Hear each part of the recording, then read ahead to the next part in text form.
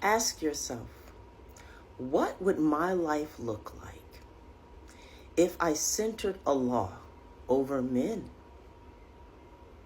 What would my life look like if I centered Allah over the imam, over the sheikh, over marriage?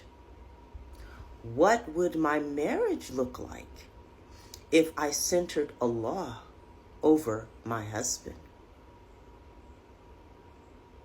What would my life look like if I center Allah over my fears, over my doubt, and over my own self-hate?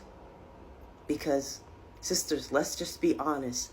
This is precisely what many of us are taught to feel like in our communities, in our marriages, in our practice of our own faith. We are taught not to love ourselves. So ask yourself, what would my life look like? What would my faith look like if I centered Allah over all of these things? And finally, what would my life look like? What would my life look like if I truly believed Allah wanted me to love myself? Sit with that. Sit with that and see what happens in your heart, your mind, your body. Is there resistance to the idea, to the radical idea that maybe Allah wants you to love yourself?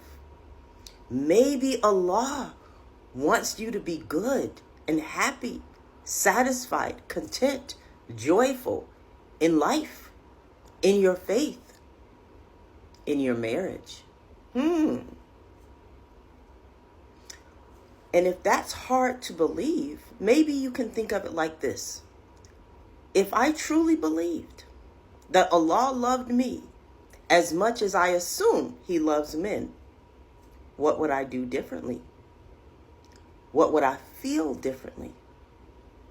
And how would I show up differently? And if you need some support on this journey, no problem. I have a playback of an event called Self-Love is a Spiritual Obligation, available completely free at sqsoul.com.